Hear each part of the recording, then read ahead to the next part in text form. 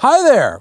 Some of you might remember a few years ago we did a head-to-head where we had a Bentley Mulsanne versus a Mercedes-Benz S65 AMG. To refresh your memory, the Bentley won. However, at the time, there weren't any Maybachs because Maybach was out of production. See, the economy was tanking and Mercedes killed it dead. The economy is doing a lot better, so for 2015, they've brought Maybach back, specifically the new Mercedes-Maybach S600. As you can see, it is a big, long, sexy, shiny luxury limousine. To go up against it, we've brought back the Bentley Mulsanne. However, this is no ordinary Mulsanne. This is the new Mulsanne Speed. And as you're probably guessing, Speed stands for more power. Specifically torque. Specifically, this guy makes 811 pound-feet of the stuff. Once again, we also asked Rolls-Royce if they would like to play. Could we have a Phantom? And once again, they said no. A Rolls-Royce does not compete with any other car. A Rolls-Royce is more akin to a private jet or a yacht. So I can do this head-to-head very simply. I would much rather have my own jet or a big boat than the Phantom here. As for the Mulsanne versus Maybach, which one is the ultimate Uber luxury machine? There's exactly one way to find out.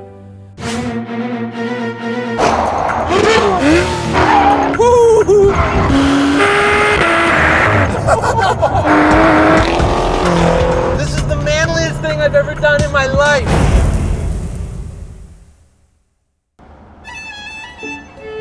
Driving the Maybach, what is it like? Well, it's not that exciting. And it's not supposed to be that exciting. I mean, again, this is one of those cars built around the rear seat. This is for driving people.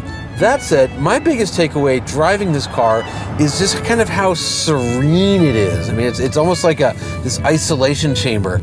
It's a very smooth ride, even on a relatively choppy road like this one. It's also quiet. Now, they claim it's the quietest production car on the market. It's got great pickup, it's got good brakes, the suspension's really smart. Not a sports car by any means, but if you have to hustle it, you can. Calling it fun to drive, it's a stretch, but again, the capabilities are impressive. The Bentley Mulsanne Speed, or as they should have called it, the Bentley Mulsanne Torque, because that's really all this thing is. For such a huge car, it's surprisingly fun to drive. It's not as isolated from everything as the Maybach is, but it feels much sportier. There is something to be said, though, for the heavy, leaden way this car goes down the road. It's a wonderful compromise between comfort and sport. Of course, what I'm really here for is to be driven. Before we get inside the cars, I want to talk a bit about the design of these two, because the way they look is going to factor into the ultimate decision. With the Mulsanne, they decided to reach back into their heritage, and what is there on an old car that you could possibly put on a modern car? Big headlights. I also like this character line that kind of runs the entire length of the car down the haunches. I love the 5-spoke wheels. Okay, they could be on a Camaro, but I think they're cool. And I absolutely love the classic pinched British rear end. As for the Maybach, well, the car is very long. Again, the wheelbase is just 2 inches longer than the Mulsanne, but it just looks so expansive. What a lot of people are finding controversial about the Maybach are the wheels. And again, these are $5,000 optional wheels, and they look pre-war. This is what you might see on like a 1928 Maybach.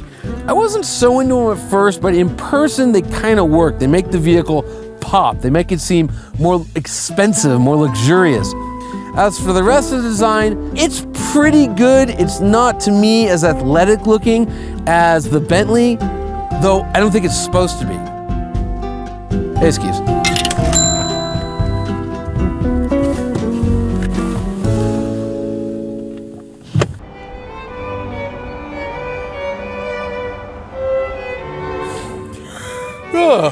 Excuse me. Dozed off there because you're probably wondering, what is it like to ride around in the back of a Maybach? Well, pretty relaxing, I gotta tell you. You're isolated, you're apart from the road. It's not quite a sensory deprivation tank, but it's not that far off. I mean, there are bumps. I'm not really feeling them, even though I'm basically sitting on the rear axle. It's just a very smooth, buttery car. I wouldn't be shocked if I found out that there was actually a way to squirt like buttered foie gras into the dampers when this thing's in comfort mode. It's that smooth back here. However, no car is perfect. Yes, everything is covered in leather, but if you put your hand through the handle, plastic? In a Maybach? End of the world? Not even kinda, but we're talking about the upper stratosphere of luxury mobiles. That said, I could get back to this nap.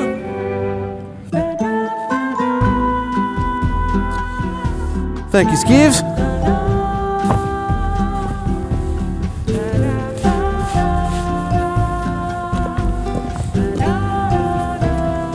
Hey, Skeeves.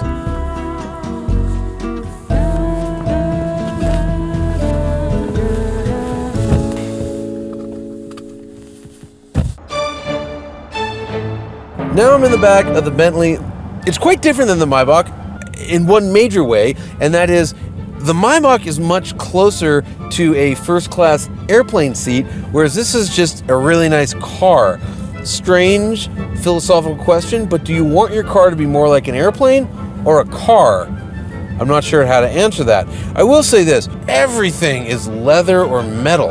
It takes the skin from 17 cows to wrap the interior of a Mulsanne, which is sort of disgusting if you stop and think about it, which we won't. Another thing this car does, which I like, is everything is hidden. Most of the things in the Maybach can be hidden, but in this, it's just all hidden. There's little cubby holes and buttons and places to release all this stuff, but if you don't want to see it, you don't have to see anything. It's not knock you out cold, sound asleep, relaxing the way the Maybach is, because I'm not lying in a bed, but man, I can just sit here and think about nothing except leather. As for the way it rides, it's not as buttery smooth as the Maybach is, but it's a very relaxing, comfortable, quiet space to be in. As much fun as it is to be chauffeured around softly and gently in the back of these things, I've mentioned that each car contains a super powerful monster motor. I mean, the weakest one here has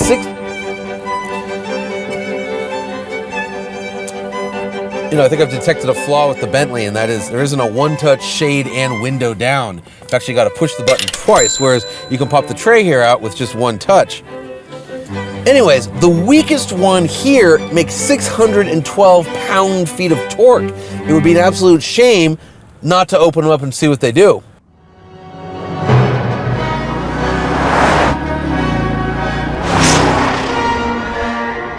811 pound-feet of torque, but it's also got 530 horsepower. That means this thing scoots. Not only that, but it grips like crazy. I mean, it's just amazing a car this big can move like that. And again, it weighs 3 tons. This is a Bentley. It's supposed to feel like this. It's supposed to go like this. That said, I should probably put my tray table up before Ralph Nader has a coronary, because this is like solid metal, just like right within braining position.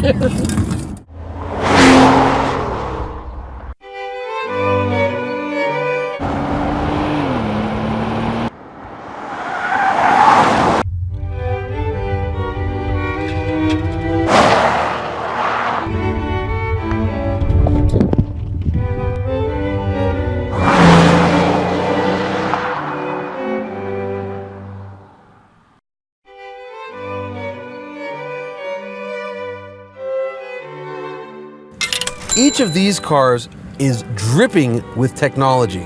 We could do an entire video about all the gadgets and doodads found in the back seats, but I think it's going to come down to something I like to call champagne solutions. And let me show you what I mean. Let's pretend we're on a road trip. I, of course, would be buckled up, and I realize, my Lord, I haven't had champagne in 15 minutes. What's an oligarch to do? Well, here in my Fortress of Solitude, I would kind of awkwardly roll onto my side, pull this down, voila, my Maybach branded solid silver champagne flutes, which come from a jeweler and cost about $5,000 for the set. Now, if I had it on my TV tray, as we saw, I would just slide right off. Luckily, Mercedes has come up with a very German solution. Of course, you need champagne to put in your champagne flute, so if I even more awkwardly hork myself over, reach back here, voila. I got a fridge and it holds 3 bottles of champagne, which is pretty good except for one thing, and that is this. Let's say you have a lot of stuff you have to take with you. After all, the rich are getting richer. Their mini fridge takes up a lot of trunk space. Now, it does come out, and there is this tacky plastic cover that'll go over where the hole is, but let's check out Bentley's champagne solution.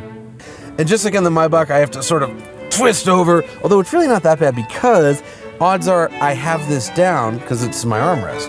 And then I simply hit this one button. If there's a cooler trick in the car world, I want to see it. I mean, look at that.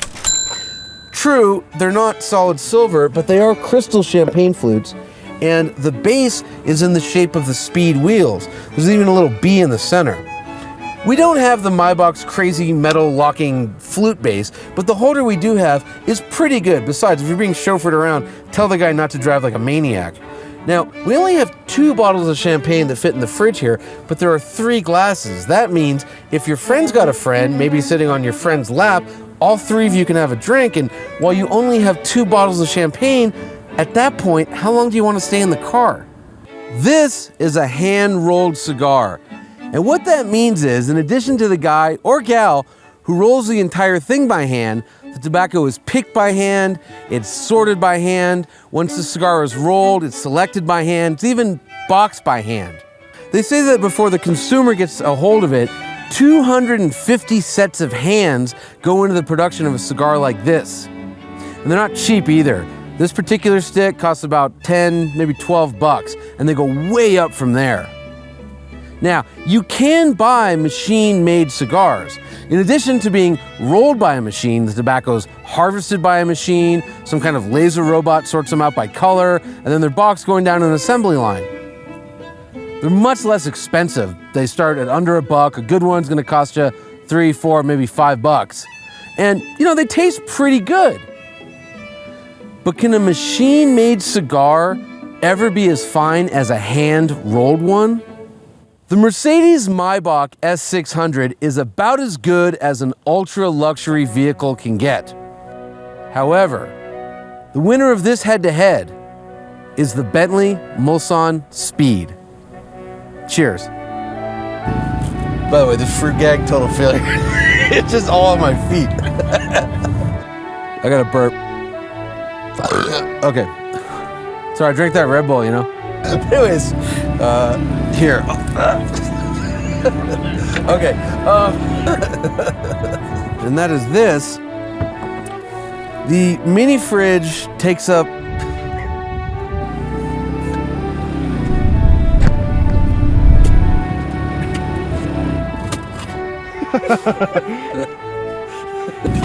This is gonna be the best part.